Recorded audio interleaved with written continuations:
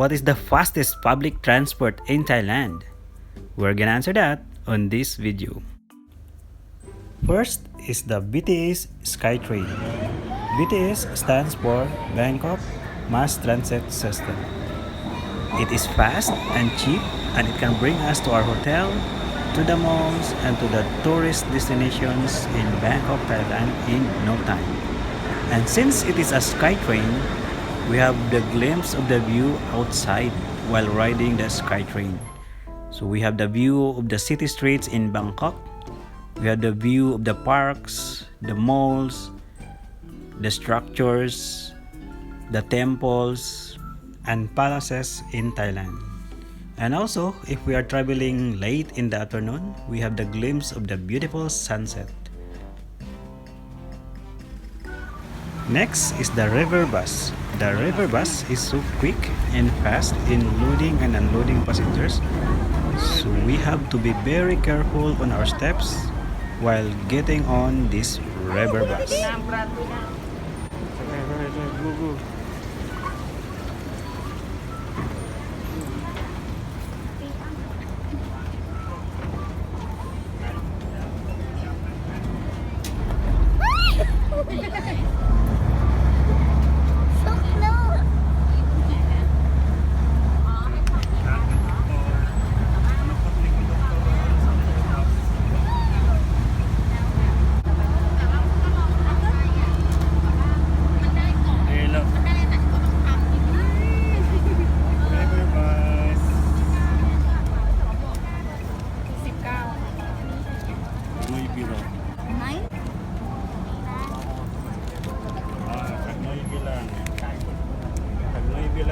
It is fast and cheap, and obviously there's no traffic jams, unlike on the city streets.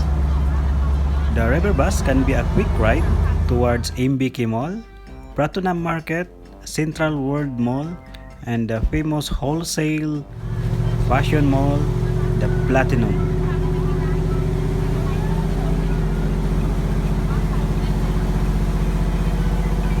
Whenever me and my family are in Bangkok, Thailand, we always ride this river bus.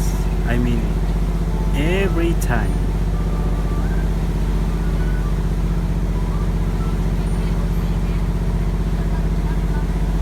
So if ever you are planning to visit Thailand, I advise you to book a hotel that is near a river and also near a Skytrain station.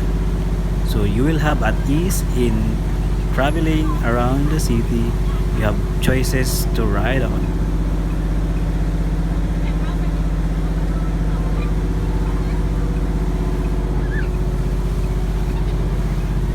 And my daughter is enjoying the ride.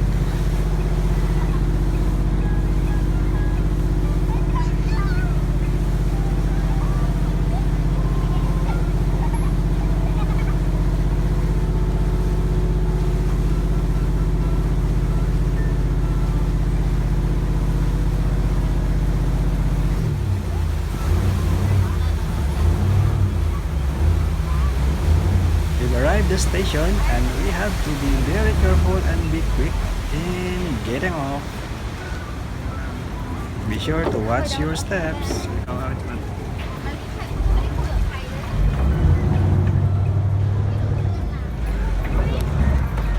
wait. Okay, go.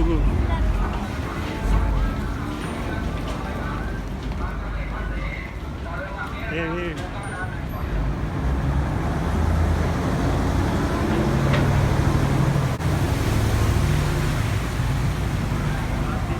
Padong sa Platinum, sakay river bus. Mana ang river bus. Saka na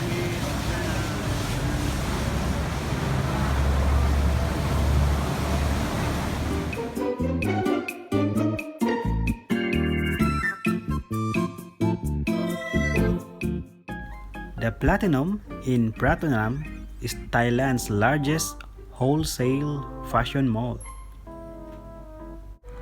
And since not all places are reachable by Skytrains or the river bus, we need to ride taxis.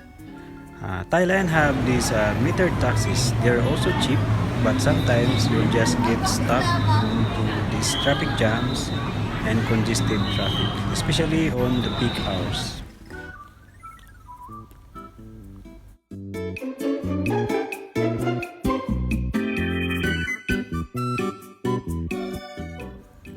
We have the option also to ride these three-wheeled taxis. They are called tuk-tuk. The tuk-tuk taxis are a bit expensive because they're not metered and you have to use your bargaining skills for the fare, or else you will end up paying extra or you're paying more. And just like the regular taxis, they can also get stuck on traffic jams. So there are four-wheeled taxis and three-wheeled taxis, and this time we have taxis on two wheels. They are called the motorcycle taxis or the motorbike taxis. You can recognize them by their uniform. They are wearing orange vest. Motorbike taxi drivers are so knowledgeable of the place and they can bring you back to your hotel in the fastest time possible. They can bring you to the nearby tourist spots, they can bring you to the beaches, they can bring you to the malls, and every corner, every streets, they are more knowledgeable about than the regular taxis.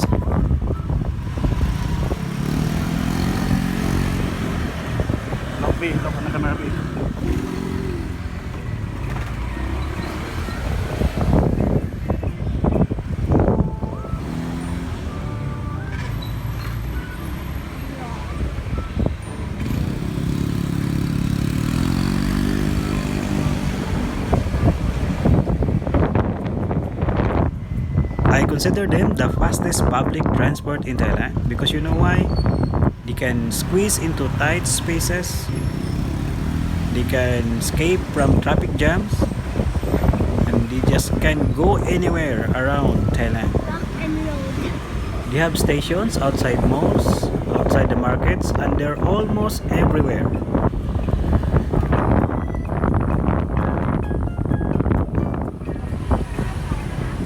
As you can see on this corner, you can see these motorbike taxis getting passengers getting on to their motorbikes.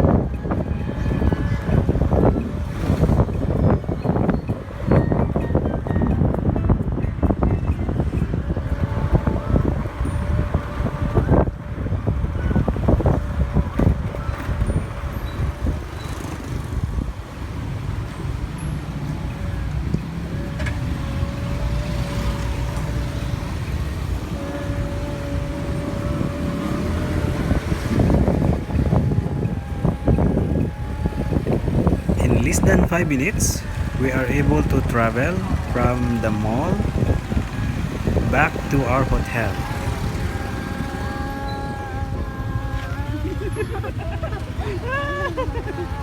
Lucky.